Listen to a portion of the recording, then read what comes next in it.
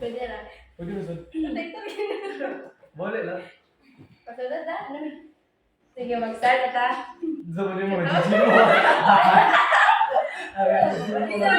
Ito pwede mong discovering. So, to summarize sa among study or like to further elaborate, sa nga mo ang study nag-start gina siya before nga nag-discuss mi kung unsa among piliun nga title. So, nagpa-check pud ni ma'am. So, napilian ni ma'am is ang influence sa music. So, dito mi nga nakabantay sad mi nga mostly of the teenagers gyud kay highly influenced siya sa music nga even kami nga researchers nga day by day we listen to music and kapila sa usa ka adlaw. So nakana mi nga mas nice gyud nga model dito sa deep niya nga influence sa kanang mga especially sa mga estudyante. Kay syempre sa educational nga setting kay magamit sa tag music which is na mga extracurricular activities nga magamit og music. For example, na choir program sa Bato, so nag-involve gid siya og music. So ganahan mi nga amo siyang studyhan and kung unsa ang effect niya, it may be nga kanang ma-influence or ma-convince ang students mo apil sa choir program which is a good contribution din sa school na to.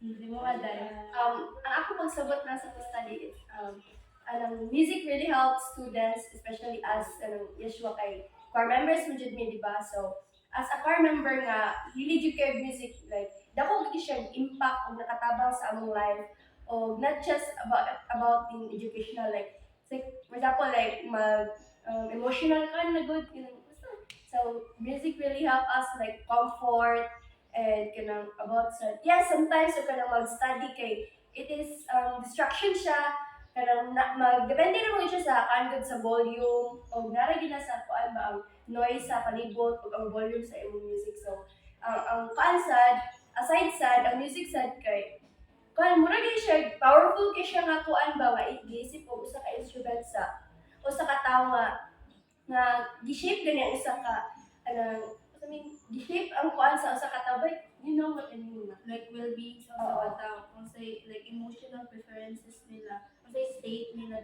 kay maka-help siya to motivate. So sa ako po na-chapter no kay kanang ang akong murag kanang ganang mga part ito kay katong nagkaan may kanang gathering sa data kay kanang di ba ang mo title is influence of music man sa part student. So ang nakuan ko na ako sa myself kay not all influence but kay positive. Diba na ako dito katong maka-distract daw siya if ever kanang dili siya taro nga pagka God good gamit ang mga participants po kay lain sila point of view in terms of kanang influence sa music sa ilang magaling. So, as for what Anime said, itong na like maka-distract sa the music. So that was the idea that we had to kind of conduct this research about music because music is such a strong instrument that it could evoke our emotions. Munang, like particularly for me, I used it when I studied, but it depends on the genre. So though our participants nga ni confront or ni istorya na mo nga ang music nila while studying wasn't really a good thing for them kasi kaya sila mag-distract sa usa ka music based on the genres and the volume like what Rian said. So, but when you take a look at the findings, like about the say ko their let's say reaction, they said that they have different perspective on the influence of music to their well-being and their emotions and so on. Pero dili diya sa tanan sa niya kaan kanang ba dili na sa tanan nga distraction siya. Pero nawe og other Yes, but there were counted like in it was a distraction for their studies, but in other aspects like sa ilang imo like emotional stuff kay not just like koan na like some they are stressed in some academic subjects nga gigamit din nila ang music nga mo comfort nila kay they don't have anyone to talk to, di ba? Namto yung na. So that's one of the positive stuff na nakita na ko about this study. like for example feeling na to kay sa kanang tired kita o din mo minna kita sa music niya. At the end of the day mo na ang feelings yung pagawas gani. Yes. It's Oh. very comforting. Tungod sa, for example, kaya whole day, kapoy kita, gusto ko mahilap mo to. Pag magkatawag na ka, magpasawas ka ng music ka, dira na niyo mapagawas yung feelings ka na mag-ibat sa Yeah. heart. Yeah, napoy ka ng music po nga kanang anak ka mag-base with sa lyrics. Nga po nung naka masabtan or napoy sometimes ka nang yung emotion kay mapagawas pa dira ka nang masabtan mo sa meaning sa lyrics. So in all, we use music as a coping mechanism. Yeah. Ikaw, Chana, ano Chana? Ay kanang important thing nga study kay aside sa ay ang music mamagay na ay role siya sa academic na sa academic but sa atong overall well-being kay nga number 2 time nga kanang di ba if sad ka kanang magdepende man sa imong mood ang imong i-choose nga music. Kay kung sad ka, mura ka ganakot academic peaceful kay para mura ma-relax ka. Pero kung enjoy kay ka, dito ka energetic kay ganahan ka music nga jolly, mura makasayaw ka, makakuan. And also sa pag-study, mag-get na kayo naman siya different ang uban guro kay ganahan o energetic, bahala ng kuan, gusto ma-distract. Pero ang uban sad, silang pag-study kay ganahan sila music nga kuan, ano bitang relaxation kay nga music kay nga maka-focus kit sila.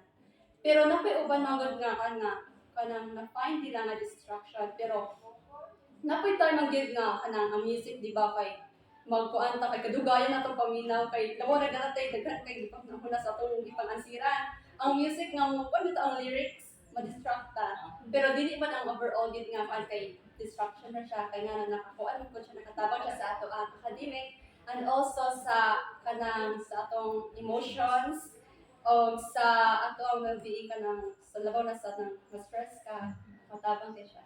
So, before we end the con, Aside sa kanang kuan kay, for example, ako kita, kay makadaw ko sa inyo, ng mga choir members kay, pinumay man na, kaya gara naman ng music niya, ba sila kasabot ba nga, unsay purpose, unsa mo, purpose ng anong i-appeal ni ana, ng anong kuan gani, like makadawag ta na, nasa ang choir sad, pinumay, magpasikip ko sad, gani.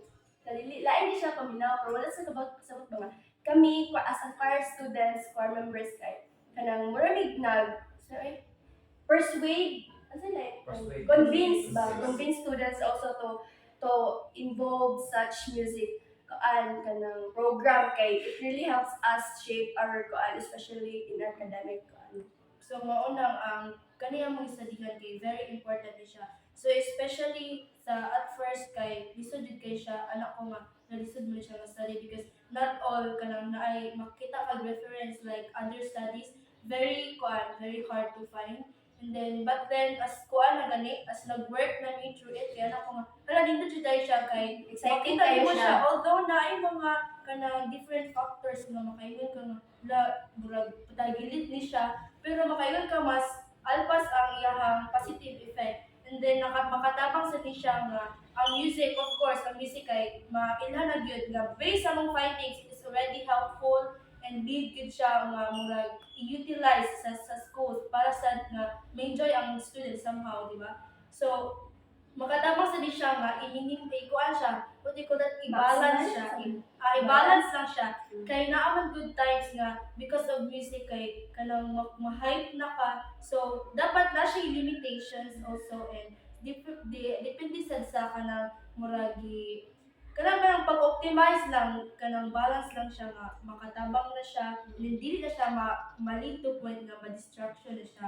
So muna very importantly din kali among study makaingon ko nga kanang very nice nga kami nga researchers we can resonate with this and then kanang ang uban sad kung naay mga ganahan nga kanang study about music ma-reference na ni siya because nice ang results and then ang flow is very simple and then nakakita gid mi og specific nga kanang perspective or specific nga result nga among ipangita.